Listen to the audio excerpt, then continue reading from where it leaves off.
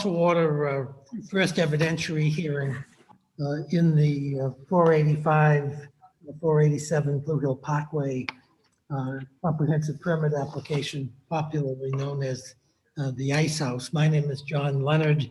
I'm chairman of the Board of Appeals. With me this evening is panel of board members Brian Connolly and Virginia Donahue King. The rules of the board for this hearing, as in all of our hearings, we'll first hear from the applicant and the applicant's witnesses. We'll hear from any town witnesses that the town may wish to present, if any. We'll probably hear from some peer review witnesses, which we can discuss later on in the hearing. And then we'll hear from interested persons who have questions of perhaps some of the witnesses or comments generally on the application. We're tape recording the proceeding, and it's also being recorded on the Zoom system. I think that the rules are pretty flexible, and we hope to give everyone the opportunity for a full and fair hearing. Mr. Brodsky, let me just discuss a couple of technical things that have come up.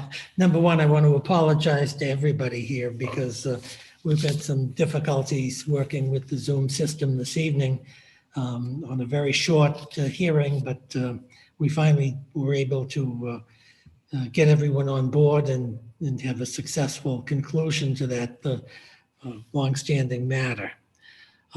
Here, on this particular application, we have a hearing scheduled for this evening, and it's now 8:13, and we're supposed to end up at approximately 10 o'clock, not to impose on people.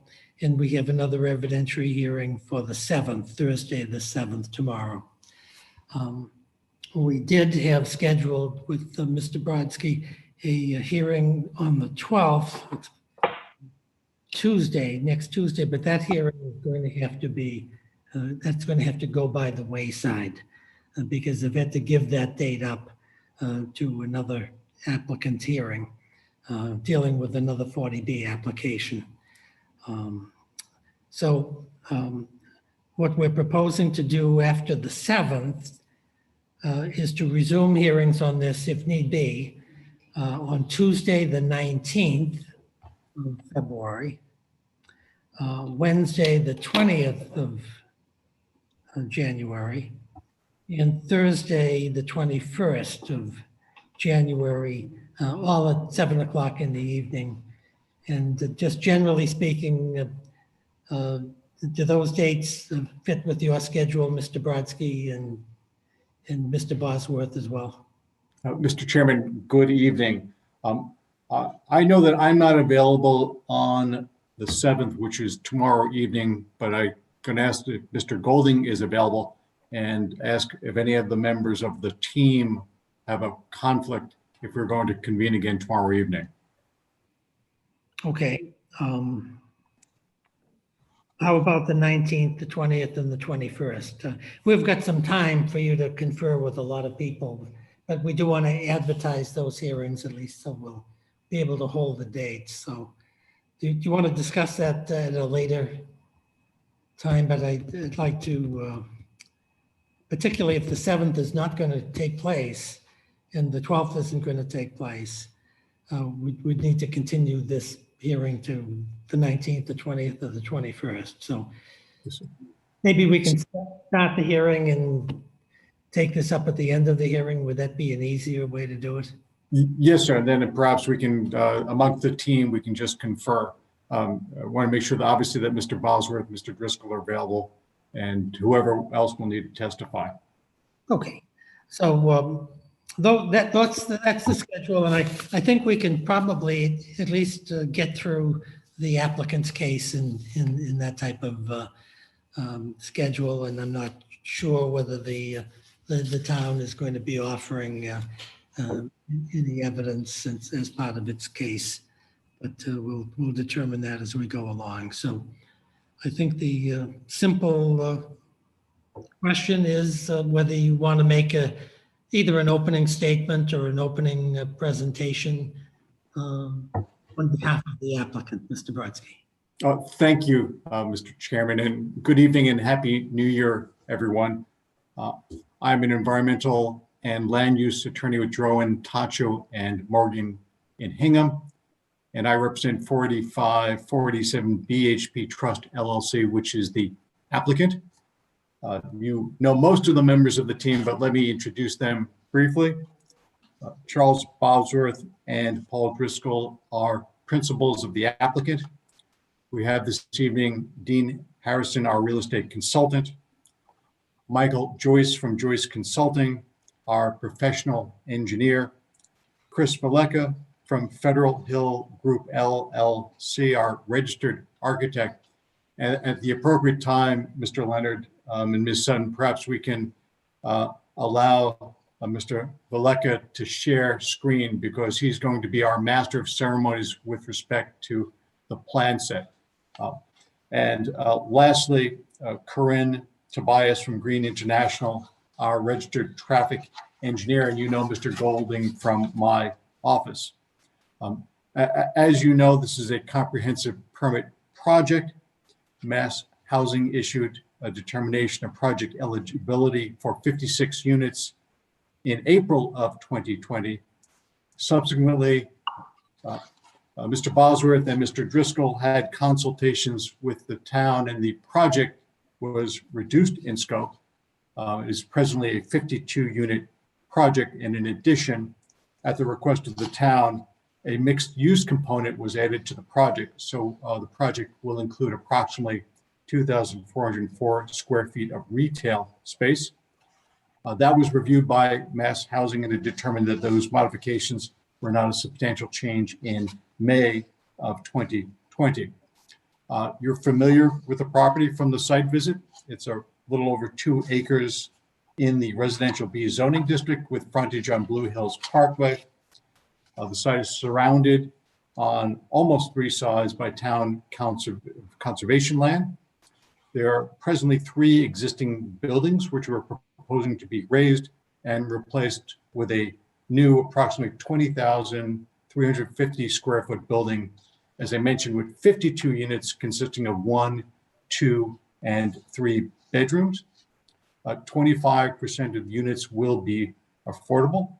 We're proposing to use existing curb cuts for access to the site and providing a total of 77 parking spaces, which Mike will explain in more detail, some within the building footprint and the rest on the exterior of the site. And so with that very brief introduction, I'm going to ask Mike to review the existing and proposed conditions in more detail and speak briefly with respect to the stormwater management system. Then we'll hand the presentation off to Chris to review our architectural design. And then lastly, to hear from Corinne, who will present her results of her traffic impact and access study. And so with that, I'd ask Mike to speak. And again, if someone would be so kind as to allow Chris to share his screen, he'll have access to these site plans, which we then can bring up. Yeah, Thank you very much, Mr. Brodsky. Mr. Joyce, welcome to the Board of Appeals. thank you. As Mr. Brodsky stated, I'm the civil engineer for the project. My name is Michael Joyce, registered in the Commonwealth of Mass. So we have the existing lot at 485 Blue Hills Parkway. The majority of the lot has been previously developed, as I'm sure you saw on the site visit, with the exception of a wooded portion at the rear of the lot. As you'll see as we go through this, there's been efforts made to maintain that as it is in existing conditions and only do work within the areas that have been previously disturbed. The majority of the lot abuts town of Milton conservation land, with the exception of the southern side. There's a residential dwelling. There are 2 access points to the lot from Blue Hills Parkway, a curb cut on the northerly end of the lot and a curb cut on the southerly end. Those curb cuts are used to access the 3 existing buildings on site, and there's bituminous concrete driveways throughout the site to access the the many areas of the warehouse and the other buildings. The site generally slopes to the northwest corner from a high area around the building at the front of the site. There's no stormwater management facilities located on this site with the exception of a leach and catch basin, which is located just off of the existing driveway. It's actually on the town of Milton's property, just a leach and catch basin. But outside of that, there's no other stormwater facilities. So the stormwater ultimately drains into the wooded conservation area at the northwest corner of the lot. And that ultimately drains to Pope's Pond, which is in the rear, as we all know. If we can move on to the site layout plan, Chris, please. So the proposed multi-unit residential building is L-shaped in it's L-shaped. It has two areas of proposed parking. They're both accessed from the driveway coming off the northern access point. There's an upper parking area that contains a total of 43 parking spaces, including 4 handicap spaces or accessible spaces. And there's a lower parking area that's with parking within the building that contains 34 spaces for a grand total of 77 parking spaces proposed on the site. There will also be a secondary access at the existing southerly curb cut. That access is intended more for emergency use, possibly for deliveries and potential facility maintenance vehicles to access the building. And then there's a proposed dumpster located at the end of the northerly driveway where the trash would be disposed of and removed. So that's more or less the layout. And then we go to the utility and grading plan. As I mentioned earlier, the existing site does not have much or any stormwater collection features. We're proposing a fairly robust system that meets and exceeds the Mass Stormwater rules and regulations. So what we're proposing is the stormwater from the existing building to be collected via roof leaders and directed toward an infiltration system consisting of 45 Caltech chambers surrounded in crushed stone.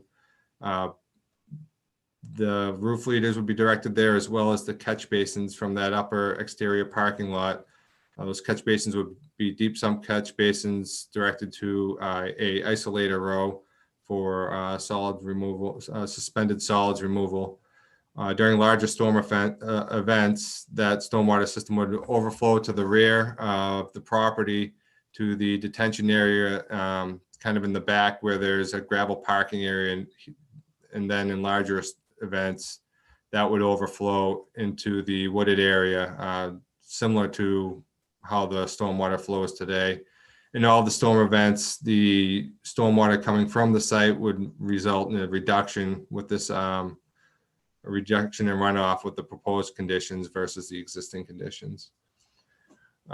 In addition to the stormwater improvements, we're also proposing new water and fire services, new gas and electric. And also it should be noted the existing buildings now are on septic, and we're proposing to connect to the town sewer system, which would require a 100-foot extension of the existing main within Blue Hills Parkway in order to connect to the sewer system, which would be an improvement to the site, removing the on-site wastewater treatment. Those are mainly the things from a civil engineering perspective. I'd like to pass it off to Chris for the architectural portion of the presentation. Well, let me just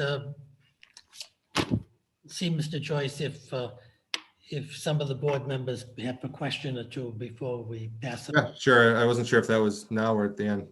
Well, I think it's better to do it now while it's fresh in our minds. We're not- Absolutely. This is probably a good time. So let me ask Mr. Conley, do you have any questions with respect to Mr. Joyce and his testimony? So no questions to Mr. Joyce. I'm curious. Do you know, Mr. Chairman, will the board or the town have a peer review of the site civil? We will. Yeah. The town's in the process of executing contracts. Yeah, great. Peer review is underway. The Okay. only downside of the peer review is they're going to take 3 or 4 weeks. Yep. Okay. That's what. Thank you, Mr. Joyce. That's a helpful presentation. I'm sure after we get the peer review and look at the plans, we may have questions in the future. Thank you. Mrs. King, do you have any questions?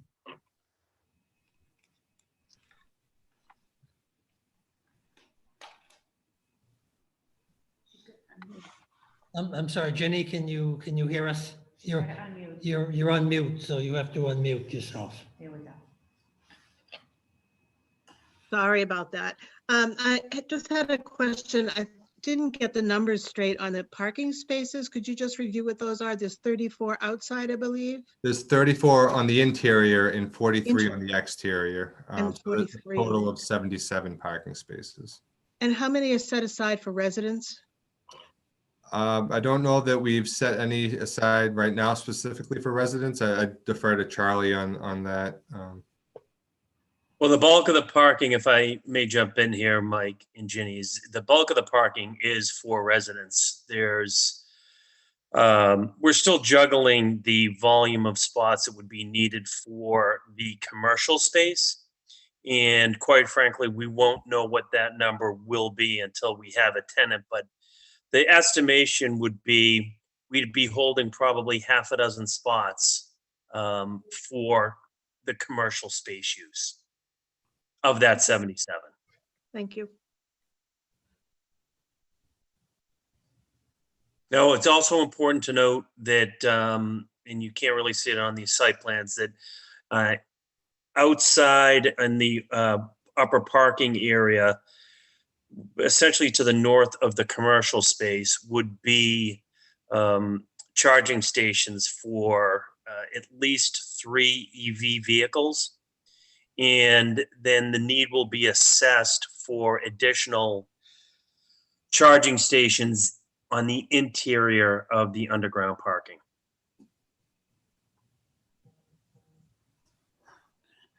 Great. Thanks for the clarification, Mr. Bosworth. Mrs. King, do you have any further questions? No, I don't. Okay, let me just ask you a couple of general questions, Mr. Joyce, because I'm not totally familiar with the process here. Do you know whether this particular application has been reviewed in whole or in part by the Town of Milton Planning Board? I don't believe that it has been reviewed by the planning board. I would assume that the engineering department will review it. We haven't received comments from them or the peer review. I'm anticipating projects of this size. Typically, you do have a fairly decent list of comments to address. So I'm anticipating that the plan will be revised to address those comments, but this time we haven't received any review. I know, and Adam may speak to this better than I, but the planning department the planning board doesn't typically see these applications. It's the zoning board that's the, as you know, the approving authority for 40B applications. But I would assume that the review would be very similar to as we were going through planning board, that the town would review it as well as I know a peer review engineer is going to. And is it fair to say that that's the same situation dealing with the Conservation Commission? You haven't made any specific filings with the Conservation Commission or sought their advice or consent or comments on any of the plans? We have not. You can see that there are wetland buffers on the site. The majority of our work is outside of those. The buffer that you do see on the northerly side is associated with an isolated vegetated wetland, and then the one at the rear is associated with Pope's Pond. So we have not submitted to the Conservation Commission. Okay, then. And Mr. Leonard, I'm sorry, this is Adam Brodsky. I just want to make the note that the planning board has seen this plan, and in fact, Mr. Bosworth and Mr. Driscoll have consulted with planning board members. So, but we do await more formal review from the town's engineering department, but more likely from your peer review consultant. Okay, that's great, because I thought somehow the planning board had at least some type of preliminary involvement, even on an informal basis.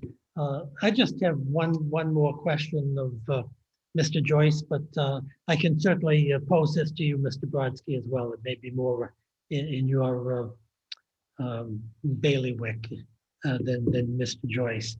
There were some comments in the mass housing approval letter about the town of Milton having concerns that in some way the site encroaches on land that's owned by the Milton Conservation Commission.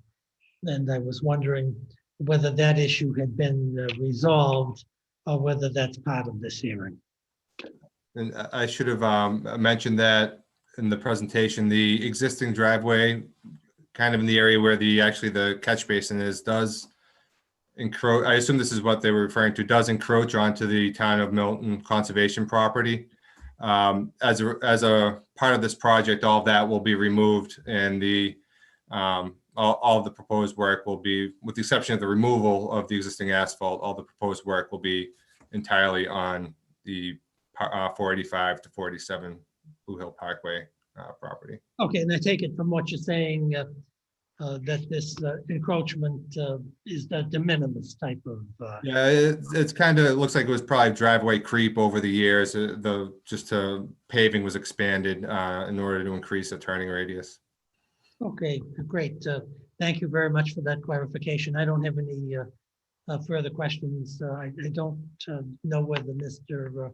Cervinsky is present on behalf of the town of Milton. Whether the town has any questions of Mr. Joyce. Mr. Chairman, I don't think the town planner was available this evening. Oh, well, that's unfortunate. Sorry. Okay, and Judy, it's good to see you. I'm glad Nice to see you too. you're here. Maybe this is an opportune time to, maybe we could discuss very briefly the issue of peer review on this project, and maybe you could tell us where that stands and how the timing appears to be working out. So I did check with the town administrator this afternoon to find out whether the contracts have been signed. I believe they're in the signature process. I think town council was going to review them as to form. My expectation is that those contracts will be signed probably tomorrow. I am in touch with the peer review consultants, and I know there's an urgency to get them going. So as soon as I know those contracts are signed, we will move forward, and I'll do my best to help coordinate that process so that there's no undue delay in the permitting process for you guys. That's great. We appreciate that very, very much. We know you can be very persuasive. And Thank you, Mr. Chairman. we appreciate that. So if nobody present virtually or otherwise at this hearing has any questions of Mike Joyce, I think Mr. Brodsky, you were going to call Mr. Tobias as the next witness? No, Mr. Chairman, Christopher Valeka, our architect. Oh, sure. Yes, he did. That's Thank right. you. Good evening, and I'm going to piggyback on, hopefully everyone can hear me. I'll be piggybacking. Very well. You're nice and loud. You've got Almost too loud? No, Hopefully it's not too real. Don't want to blow any speakers. On the radio. You've got a nice deep voice. Appreciate it, thank you. You be my agent. The piggybacking on what Mike has started on the site, I'm going to continue with the building itself. 52 units of residential, ranging all the way up to 3-bedroom, is oriented in an L-shaped pattern, and the volumetrics of the building. The challenges of this building is going to be obviously scale, and knowing the fact that this is a residential area and making sure that this building can slot in and still keep in within the urban fabric of the town of Milton, specifically this area in general. So what we did and if you can see my mouse here, I'm going to pull a little Vanna White and try and highlight things. The street, Blue Hill Parkway, is right along here. The parking is in the center here. This is the ground level, and this is wing 1 and wing 2. The front of this portion, closest to Blue Hill Parkway, is an elevation that is of the same scale and fabric of the surrounding buildings. So if you look at the building from an elevation standpoint, and I have renderings that'll be coming up a little later that will help explain that. This is another elevation that is in rhythm with the spirit of the street. That portion of the building is lower than the rest of the building itself. It doesn't go up the full 4 stories, it only goes up a couple.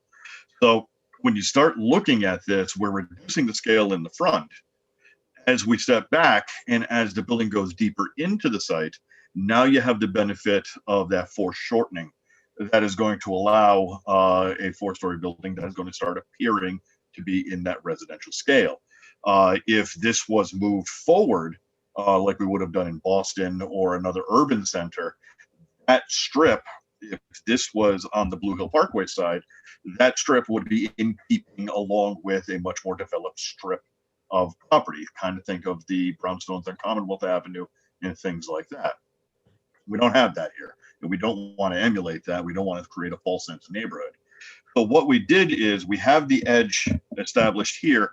We have residents and visitors coming into the building with central knuckle to the building. So we really have 2 wings to the building. There are amenities on this level. There's both residences. There is the commercial area, which is about 2,400 square feet, set up in 2 units that will address the street. That's going to be where on this side here, you got your mail room. We have a manager's office, the business of taking care of the building. Going on to the upper levels, we can see the floors are mirroring up as you go up. We start including in more amenities into this knuckle.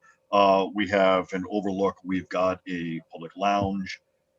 Moving up even further, we even go into several roof decks. So this way here, people can start engaging to the exterior of the building. Now, when we start talking about the exterior of the building, I'm just going to go to the next slide. This is going to be the uppermost level. You can see 4 stories is only on the rear portion of the building. Again, trying to maintain that stepping to make sure that that is not an imposing facade right along Blue Hills Parkway. As we start talking about the exterior, the challenge of a building like this is a larger building to make sure that the residential scale, the scale of the pedestrian is going to be respected. And that was the goal of the project. You do that with not only things like materiality, we're using simulated clapboard siding, we're using a better grade window, we're using a series of AZEK trims, start creating an exterior that is going to start breaking down the mass of the building. And so by incorporating that with traditional roof forms, we're able to start looking at a building that will slot in. It stands out architecturally, but it matches along the facades that are marching down the street. Prior to getting to the exterior, we had talked about parking. If you can imagine, this is the garage door right here. That is going to be the entrance way for vehicles. We got 34 spaces on the inside of the building. We have trash removal. We have proper egresses in place. As we turn the knuckle, that portion of the building is going to be partially unexcavated, and the rest of it is going to be tenant storage, mechanical rooms, things like that. Trying to bury as much as we can as possible. It will also need to be vented to prevent carbon monoxide buildup and things of that nature. Now, sterile 2 dimensions don't give much justice, so we rely upon the renderings to try and give you, as best as possible, a photorealistic representation of what we're trying to propose. And you can see that we're going from the 2 to 3 to 4. We're stepping the building back. As you go in, Mike did a phenomenal job with breaking up the surface parking, so it's not that sea of asphalt that we're afraid of. But the lower level, by virtue of color and a change in materials that are natural to the area, we have that sense of base. Now we start moving up to the upper 2 levels with color and start introducing these roof forms. Now you're starting to get that residential feel of a 2 and a 3-story building. And then when you get the back, even though it is 4 stories, we've reduced the scale of it, so it almost looks like a dormer 3rd story. We have Juliet balconies on the exterior of the building so that we can start inviting people from the outside in, and vice versa. There is going to be that visual connection. And again, it's another residential feature, as well as being an amenity to the residents here, that are going to start tying people to a residential area. If we look from Blue Hills Parkway, you can see that the facade that is closest to the street is the 2-story, and it starts receding from back. Obviously, we're exploring the vegetation so that scale elements can be put in to try and reduce the size of the building visually, and by working with colors, which obviously we're trying to get as close. These are actual siding color samples that we proposed here. We can start, again, dappling the facade a little bit and actually try and be more of an improvement to the area than rather than being seen detriment to it. That's a good 40,000 foot flyover of what we're thinking about here. I'm happy to answer any questions that people might have prior to, you can start seeing the little slip of Corinne's slide from the traffic engineering study sneaking in. So I'm going to, hers is really good, so I'm just going to do that so you can see more of my stuff. Okay, thank you. Thank you for your presentation. Let me see if the board members have any basic questions at the present time. Mr. Connolly, do you have any questions of Mr. Valecki? Sure. Just to understand the commercial space, which is on the, I guess, the street front side of the wing that approaches the street. Is that 2-story commercial? Single story, sir. Is it residential units above a story of retail, or is it one? Yes, sir. Okay. The second level is residential, first level commercial. Okay. Thank you. Mrs. King, do you have any questions of Mr. Valecki? Not at this time, no. Okay, let me just ask you a couple of very basic questions that occurred to me, Mr. Valecki, but I have to confess that architecture is not one of my skill sets. I noticed that the project has one elevator for the entire project. Is that customary and usual for a 50 unit apartment project? It's within the confines of the code. The only time we really start seeing double or triple elevators if there is an infirmed component to the building, whereas you have to start thinking about ambulatory care. Ambulances coming in, bringing people. If this was an elderly facility, absolutely you need 2, and they typically be different size, 1 stretcher sized, 1 residential sized, or pedestrian sized. A building of this size, 1 elevator is allowed. Okay, great. Let me just tie into what you're talking about there. Of the number of units that we're going to be building here, we know how many are going to be affordable, but will a certain number of these apartments be handicapped accessible? Is that required under the building code? Under the building code for sale condominiums, there has to be there's a mandate through HUD that states that whereas the units are not, everything on the accessible path to travel to get through the building has to be accessible through the Mass Architectural Access Board. The actual unit itself, the infrastructure of the unit itself has to be in such a way that the unit can be converted over to an accessible unit at any time up to the sale of the unit. So there has to be proper blocking in the wall to mount a grab bar. The plumbing has to be put in place so that if someone wanted a roll-in shower, they can put that in. That infrastructure has to be in place for a certain number of the units. It's approximately 5% of those units, and that we have to make that we have to put that infrastructure in.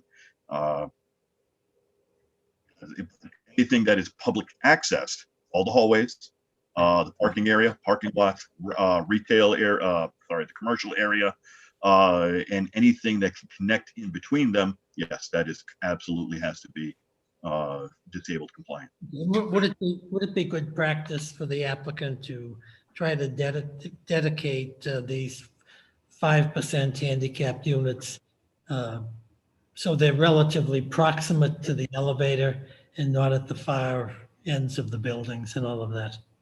Is that just- That would be something that would be discussed with them. It will also be tied to sales as well. I have a question on the garage. You showed us a sketch of or a plan of the Controlling. underground garage. Yes, sir. Does the garage only have one entrance and one exit? The garage has one vehicular. It's one way, is that true? This is sized for two-way traffic because you might have two people coming out at the same time. So we have to have a 24-foot wide path of vehicle travel. That's 2 lanes. We have that. There is one garage door to get in and out of there, but we have egresses located at the 3 points so that people can get into the building at 3 points anywhere inside that garage. Okay, now is that, what's the distance from, let's say, parking space number 1 to parking space number 38 or whatever it is? Is that I can't judge by looking at the. The best way to judge it is the width of one of these stalls. Yes. Full-size vehicular at 9 feet. 9 feet, okay. So is it customary and usual and it may be good architectural practice to have this many spaces without any, let's say, interim entrances and exits? I've done projects that have multiple larger amounts of spaces than this, and it's been very successful. Okay, so you don't, maybe that's more of a traffic person's. If this were an urban site, if we were on Post Office Square in Boston, where you're doing a drive-through, or you come in and then you have kind of the daisy chain circle going through, you have to start stacking certain entrances and exits, and then we have to have a central core. 34 spaces, quite honestly, is just not a large amount of cars to mandate a one-way in, one-way out. Okay. With you mentioned the vegetation on the site, but I don't think we really saw a vegetation plan or whatever technically you call it. It's my understanding when we went on the view that there were 4, 5, or 6 rather mature trees that are in the middle of the site, but I think it was explained to us that those trees may be diseased and they're going to be taken down for good cause and not for architectural reasons. And I guess my question to you is, are there going to be any other mature plantings to replace those trees, or is it just according to your sketch plan here in your photograph? Any trees that are proposed, and I don't want to step on Mike's toes, so if I start putting my foot in my mouth, I'll have him mute me and coach. Typically in a project of this, the intent is the Commonwealth of Massachusetts has a recommended urban planting schedule to use in parking lots as well as street trees, things like hawthorns, dogwoods, things like that. The problem is a lot of people love mature trees. The problem that you have is something like the scrub pine that's out there in the loblollies, as well as like a tulip tree. Yeah, you'll get a tree in 10 years. It'll be big, it'll be grand, but it'll also be root weak.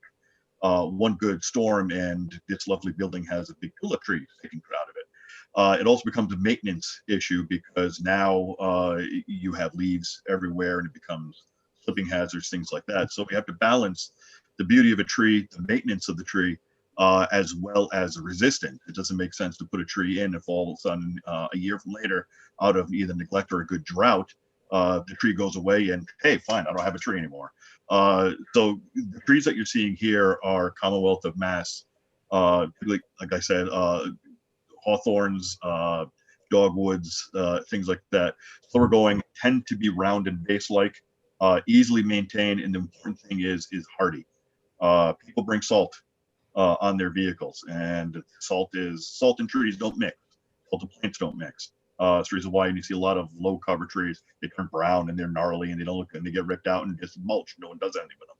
So that's the reason why the Commonwealth of Mass has put together that plantings list, and will be certainly abiding by that. Okay, let me ask you a question, and I don't mean to try to trick you, but I heard through the internet that the planning board has before it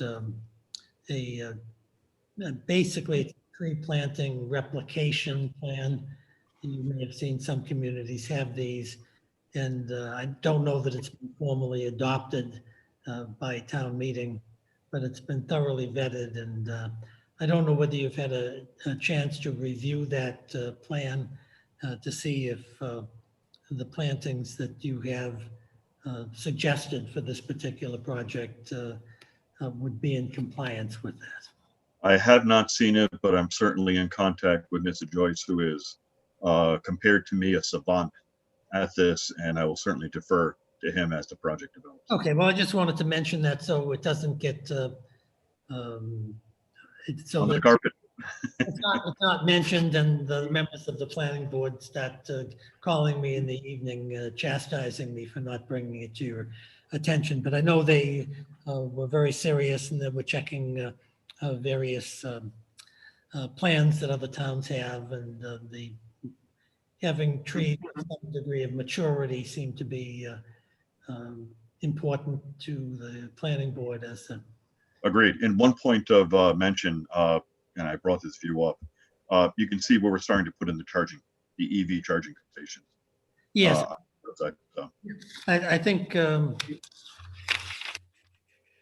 Mr. Chairman, it's Charlie Bosworth. If it pleases the board, I think it may be easier if we just provide a landscape and layout plan in a few weeks to the board, just to say, these are the plantings, this is what it's going to look like. And then that way, at least they'll have a planting and layout plan to go by. I agree with you entirely. The only comment that I'd have is that I understand that Denny Swenson, who's a long-term member of the planning board, I believe is in charge of their tree replication project, or call it technically whatever you will.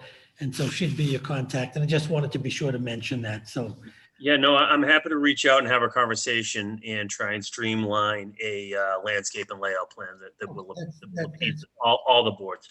So I have no further questions of Mr. Valeka. Thanks for your testimony. Mr. Chairman, could I just ask a follow-up question? Could we pull up the plan of the low-grade parking again? I know you had mentioned, I guess, a couple things. So I think you mentioned that the trash is it going to be in the basement? the trash, we have a trash chute inside the building. So where is that? Is that square where your cursor is right now? I'm hovering the cursor, if you can see me hovering it. Yeah. So what is that like? Is that like a dumpster receptacle where people are parking around? I mean, how does that work? In typical locations like this, there's typically this area right here. You have several buggies that, as it fills up, they buggy out to the trash dumpsters that are outside the building and then dump them in. We're not bringing a dumpster inside the building for that reason. It's pretty. Okay. So where does the dumpster go? We had the dumpsters. Mr. Joyce had the dumpsters on the outside of the building. I'm going to pull up his plan. Hum to yourselves as I scroll. So it's on that right there. You go, Chris. Yeah, this dumpster pad is just to the left of your cursor there. Right there. That square is where the dumpster will be going. And then what's the plan for ventilation? Is it the slope isn't such that you have open air in the back, is it? Yeah, essentially the rear of the parking will be open, so that It will. Okay. western side is essentially a podium. So I that see. will be Yeah. a wall maybe 4 feet above grade, and then there will be an opening 4 to 6 feet Uh-huh. high that will probably put some sort of screening when we're Yeah. complete, some sort of decorative screening. Yeah. Okay. I get it. Do But it you will have a be- rendering or a plan that, or could you at a hearing put together a rendering or a plan that shows that? The Chris, west. do you have an elevation shot from the west, Chris? Nothing I can pull up right here, right now, but it's something that as But yeah, Brian, that's easily done. Yeah. Okay. Great. Thank you. So Chris, we'd just be looking for a visual from the west side looking east. Yeah, so exactly that side there. Okay, great. Let me just ask, generally speaking, is there anyone else present at this hearing? Do you have any questions of Mr. Valeka? And hearing none, Mr. Brodsky, whom do you wish to present as your next witness? Ask Corinne Tobias, our traffic engineer, to please present. Sure. Hi, everyone. I'm Corinne Tobias. I did the traffic study. Hi, Mr. Bias, how are you? Sorry, I came in kind of at a weird resolution. I don't know if it'd be helpful for me to maybe share PowerPoint, or if this is okay, we can just go ahead. This should be fine, Corinne. It should be fine. Okay. Yeah. Okay. So just want to, yep, there we go. So here you can see on the right, just a quick image of what we included for our study area. Outlined in the yellow box there is where the proposed development's going to go. At the top here, our first intersection bound was the Parkway Crescent at Blue Hills Parkway. And then we also included on the southern end of the site, Canton Avenue at Blue Hills Parkway, which is a signalized intersection. And then there's a median turnaround in the middle, which residents would have to use in order to go back up to the north. So we also included that intersection. And finally, the site driveways, one of which will be a full access driveway. The other one will only provide sort of a one-way exit onto Blue Hills Parkway. But in order to provide sort of a conservative model, we just modeled it as one driveway, as if everyone was going to be using the one full access driveway. And so that way you kind of have your peak condition at that location. Just want to scroll down to the next one.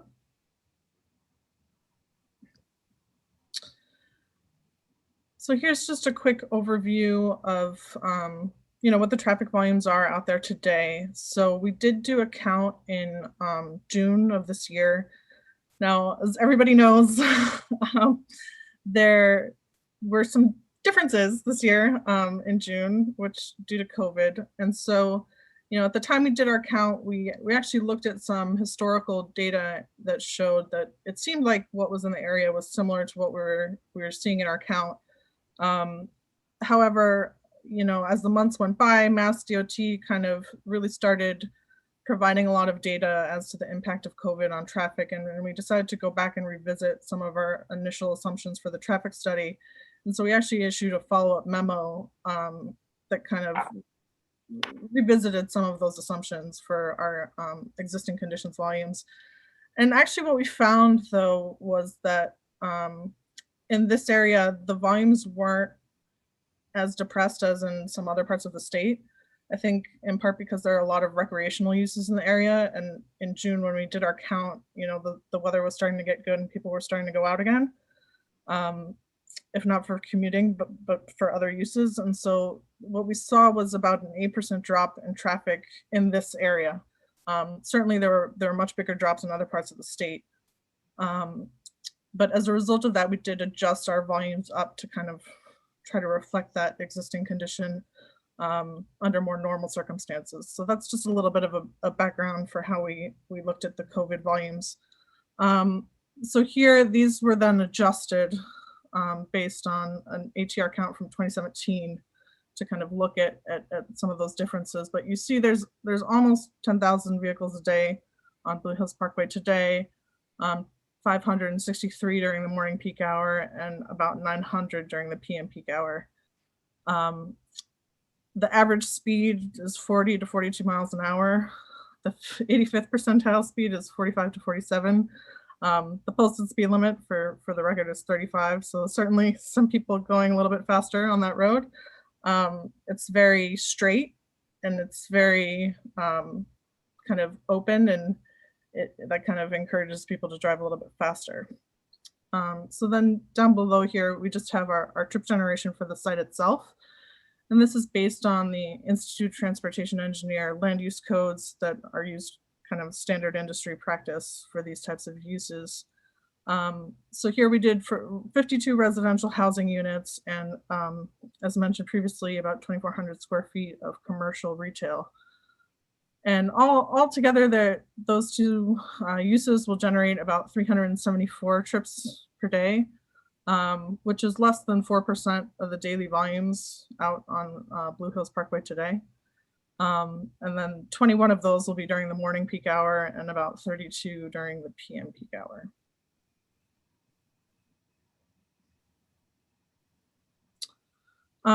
So just kind of a brief overview of what we found. There was no change in level of service for kind of any of the approaches to any of the existing intersections. Whatever they're operating under no build conditions, they continue to operate under build conditions. The proposed site driveways will operate at good level of service, so A's and B's for both the incoming and the outgoing volumes. All the intersections have crash rates that are below average for the district. So even though there is some speeding going on there, it's not reflected in any real safety hazard that we found, at least looking at the data. And again, even with the enhanced speeds, there was no real sight distance concerns at the proposed site driveways because of that straight roadway. It's very well cleared. You know, there was no real safety concern there. So as a result, I think what we found was, even though if you want to just scroll back up to that first slide, basically Blue Hills Parkway is designed for a lot of traffic and it can handle a decent amount of traffic. And so as a result, this development doesn't have a huge impact on the intersections in the study area. If you look at sort of the development on the other side of the street, it's not, it's not unique to this area to have kind of more units coming in and out of one single site drive onto Blue Hills Parkway. So this will be kind of consistent with what is felt on the roadway and other locations as well. And that's it for my kind of brief overview. Obviously, we submitted a full study that kind of has all the background information. I know you'll be going into peer review and we'll be looking forward to working with them. And certainly happy to answer any questions you might have for me tonight. Let me ask Mrs. King, do you have any questions of Ms. Tobias, Jenny?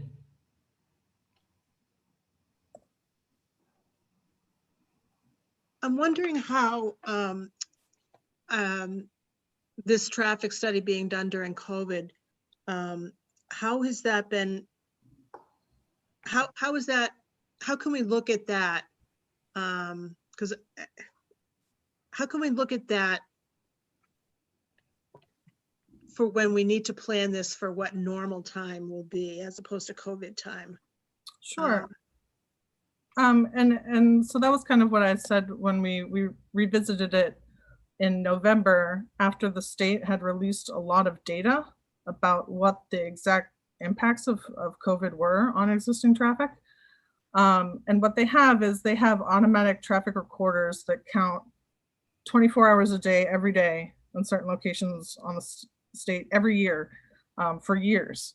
And so you find those locations that are closest to this area and you look at, okay, we did our count in June of 2020. So you look a year back, what was it in June of 2019 and what was the difference there during the peak hour, during the daily traffic? And that was kind of what we did to then adjust the volumes back up to what would be a normal condition that was seen in the previous year of 2019. So you benchmark it by these permanent count stations that the state has, where they're just constantly counting the traffic data. So they have actually pretty good information about what those impacts look like now. So that 9,000 number for the I guess that was for in both directions all Yep. day, 24 hours. That wasn't what you counted. That No, was the extrapolated number from those, looking from 2019 to 2020. That is correct. I just want to double check. Yes, that's correct. So our counted number is actually about 1,000 trips below that. Okay. 8,869. Okay, thank you. Mr. Connolly, please. You know what is the level of service at those intersections now? And I guess after you gross it up to pre-COVID. Yep. So just hold on one second. So the overall intersections were all D or better. I know there was one approach during the PM peak hour on Canton Street that hit E, but not the overall intersection. It was just one of the approaches that wasn't significantly impacted by our site. So hold on, I'll just pull, give me 1 minute. For some reason, Adobe decided to give me some errors when I'm scrolling, so I can't.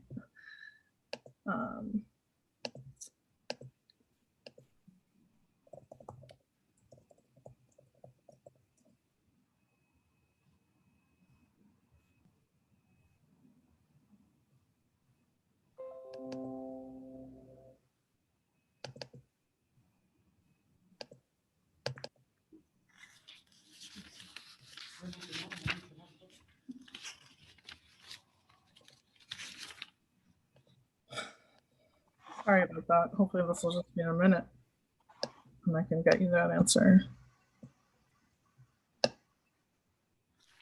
Okay, so overall, under existing and no build conditions, in the morning peak hour, the Blue Hills Parkway at Canton Avenue is a C and it will remain a C. There are two approaches that are Ds, which is the eastbound and the westbound on Canton Avenue. So it's not the Blue Hills Avenue approach, it's the other two approaches. And those will stay at Ds as well. For Blue Hill Parkway at Parkway Crescent, the level of service on Blue Hills Parkway is an A, and for the side street it's a B, and that will stay a B. For the turnaround, it's an A and will stay an A. So that's the AM. During the PM peak, the Blue Hills Parkway at Canton Avenue, the overall intersection's a D and will stay a D. Again, there are some approaches, namely on Canton Avenue, the eastbound and westbound approaches that are an E and will stay in E through existing and no build and build conditions. But the Blue Hills Parkway is a C and an A, and those will stay as well. And then for the Parkway Crescent and the median turnaround, it was the same as was in the AM with A's and B's for those locations. Okay. And when you made your estimates to gross up the existing, was that, did you have any data for Blue Hill Parkway and Canton Ave, or were you just looking at other state data for comparable roads? Yeah, we didn't. That's correct. We just used the other state data. There was no, we went and looked to see if there was older data for that location, and there was nothing. There was nothing available. Okay, So thank you. We took our count and grew it up. Great, thank you. Mr. Tobias, I think I just have one question, and that's when did you file your traffic study with the town? Was it recently? No, sorry. Well, we submitted the kind of follow-up memo, the COVID memo, which did change some things in November. So that was at the end of November. But the original study, I believe, was sent in August. Okay, so let me ask Ms. Sutton, we have a copy of that study as part of our records. We should. Okay, because Was it sent to us? I'm sorry. It was sent. Oh, it was sent to us. Okay, so I'm sorry, I just didn't seem to get a copy of your traffic study. Not that I understand all your calculations and conclusions, but I just wanted to be sure that we had it on file for any peer reviewers. I don't have any questions of Ms. Tobias. Mr. Bosworth, did you want to be heard, or are you? I have nothing to add, Mr. Chairman. Okay. Great. Thanks, Mr. Tobias. Let me ask, is there anyone present here tonight who has any questions of Ms. Tobias on the traffic study for this project? Okay, there's no such person present. So, Mr. Brodsky, do you have any other witnesses you want to be presenting this evening? No, Mr. Chairman. Okay. Let me ask, are there any members of the public out there who have any questions that have been brought up tonight by any of these witnesses? And there doesn't appear to be any such persons present.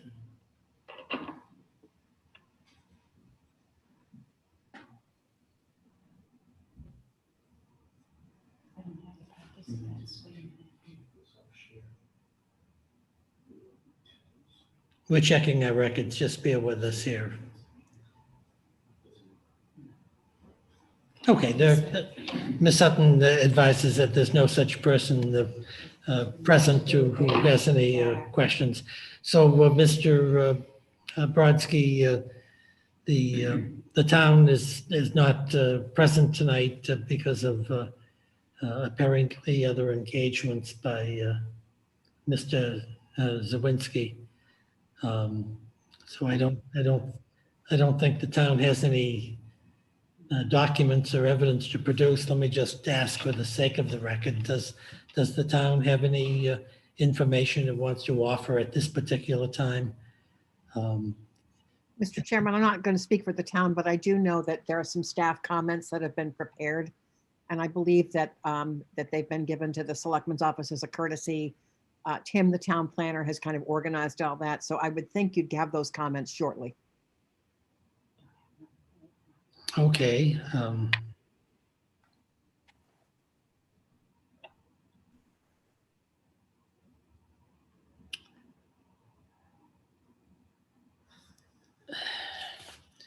Let me go back to thank you, Judy. Let me go back to Mr. Brodsky. I take it you're not available on the 7th. Is that true? Well, I'm not personally available tomorrow evening. I know that Mr. Golding is available, as are other members of the team. Yeah. We're happy to make ourselves available, but I'd like to know what you wish to discuss. Perhaps if there are staff comments, they could be provided to us. Yeah, my thought is it wouldn't be providing you enough advance notice to intelligently respond to any staff comments. How about when we talked about scheduling other meetings, we were talking about the 19th, 20th, and the 21st as possible dates. You want to take a moment when we could take a 5-minute recess or something? And I'm not familiar how you do this, if you can, on the Zoom system, but if you wanted to have a confidential conversation with Mr. Bosworth and your team to see if perhaps they'd be available on those dates. Or do you prefer that we adjourn and you can discuss this off the record with your team, and perhaps we can. Thank you, Mr. Chairman. I guess my question is would it be better to reconvene once we have the peer review, or you anticipate you'd like to get together prior to having peer review comments? And I invite Mr. Bosworth. I have a spreadsheet of people's availability that I've been trying to keep. So we are staying in touch. I mean, the 21st appears to be available for our team. And again, Mr. Golding, are you available also on the 21st? I just want to double check. Yes, I'm available that evening. Thanks, Scott. So we're all available on the 21st. I don't know whether or not we're going to have the peer review comments in time for that, but It's my understanding is that the peer reviewers are seeking at least 30 days to have their materials. I know that we're trying to do our best to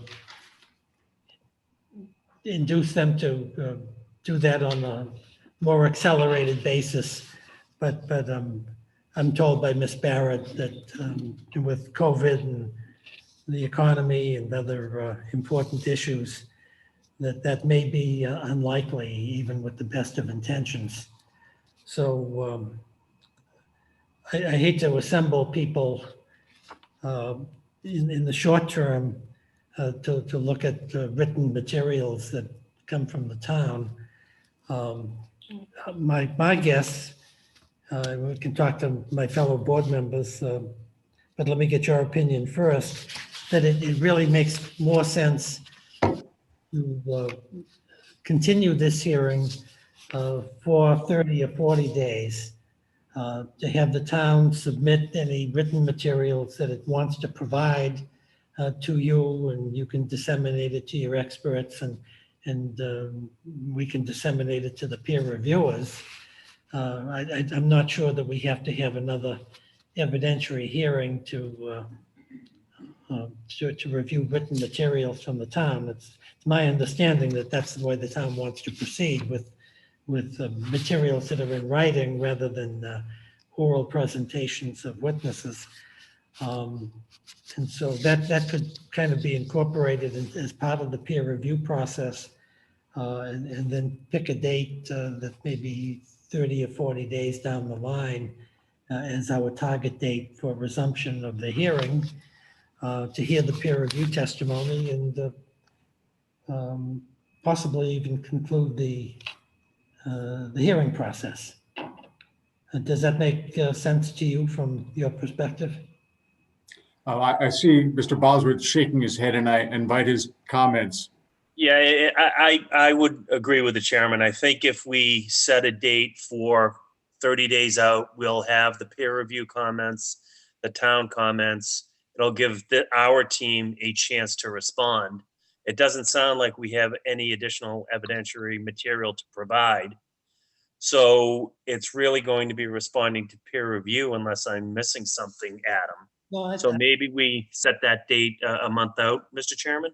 well, I'd like to go out just I know how long you've been waiting on this project, and I'm glad I'm not in the development business. I realize how difficult it is, particularly when you're dealing with issues that are kind of beyond your control and can stymie things. My only concern is if the peer review is true to their word and then they have their work product, let's say 30 days from today, which would be somewhere in second week, let's say, of February, that I would really love to have your witnesses have reasonable opportunity to review those peer review documents, and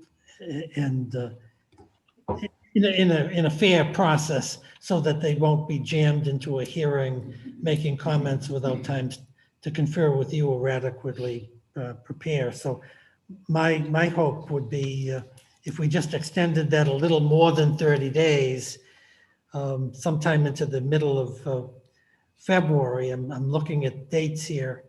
I may have to bump one of the other applicants, but we can do that for a day. Something like the 17th or 18th of February would be available, or the 23rd, Tuesday the 23rd would be an available date. And Mr. Chairman, I would the 23rd that week would be better from my perspective if it works for the applicant. And I take your point. We would, if we do the process right, we might be able to dispose of a lot of the substantive points in one hearing. Whereas if we're just getting the reports to the applicant and they don't have time to sort of respond in advance, we're going to have to maybe have more hearings to get through certain points that if we had the time, we could have a really thoughtful process before the next hearing. Well, that's right. And my thought is that if you picked a date like the 23rd, my hope would be if we can get peer reviews by the 9th, something like that, that would give us a couple of weeks for not only Mr. Bosworth's panel of experts to review them, but perhaps more importantly for Tim Zawinski to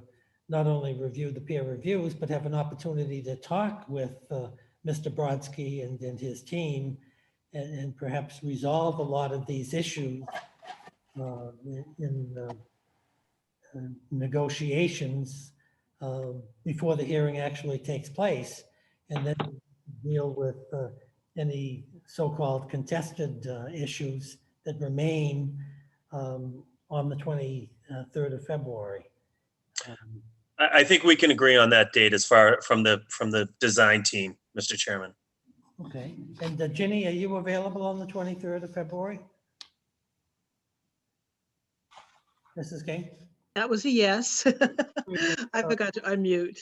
That's the one day after the Washington's birthday holiday, but I guess we should be back in action at that time. So that's my proposal. Mr. Brodsky, do you want to, are you happy with the date of, continuance date of the 23rd with the hope that we can get peer reviews done by the 9th of February and have the town not only review those, but to confer with your expert witnesses on any controversial issues that are of moment and hopefully seek to resolve those issues well in advance of the hearing. That date works for everyone, and I believe that that's a sound plan, Mr. Chairman. Okay, well, it makes sense to me. The board's is available and you are, and if, and I assure you that Judy Barrett is very persuasive. And if we're able to get peer reviews during that first week in February, it will give us a better opportunity to conserve resources and hopefully reach an accommodation on many of these issues. So if there's, do you have anything else you want to add, Mr. Brodsky, that we haven't mentioned? No, Mr. Chairman. Okay, so that if that's the case, then I'm going to propose that this hearing be continued until Tuesday, February 23rd at 7 p.m. And that perhaps a good way of doing this is to see if the parties can just report back to the board, let's say during that week of the 16th, either the 16th, 17th, or 18th. So we'll know the status of the matter, whether agreements have been able to be reached and what matters remain outstanding for adjudication by the board. And we can have a more informed hearing and process on the 23rd. Does that make any sense? Yes, Mr. Chairman, that makes perfect sense. We will work with your peer review consultant to resolve any issues to the best of our ability. Okay, that's great. And why don't we suggest this, that if possible, how about by the close of business on February 17th? Hope that's not creating issues. It's Ash Wednesday for people, but perhaps get a report back from you and from Mr. Zawinski on behalf of the town as to where these things stand between the parties, and it will help the board to be more thoughtful and attentive and more in touch with the actual issues on the 23rd. That make sense? Yes, sir. Agreed. Okay, so that's what we'll do. I want to thank everyone for the excessive amount of time it took us to get this hearing held and conducted, but I think it was a very thoughtful and successful hearing, and your witnesses were very kind and very pleasant, and we're sorry if we delayed them and caused concern. So I will see everybody here on the 23rd at 7 p.m. And we'll get a report back by the close of business on February 17th as to where the parties stand and on the various issues. And I want to thank everybody for their time and for their attention in this hearing. Thank you, Mr. Chairman. Good night. Good Thank night. you. Stay Good safe. night, everyone. Thank you. Thank you all. Bye-bye, guys. Good night. Bye.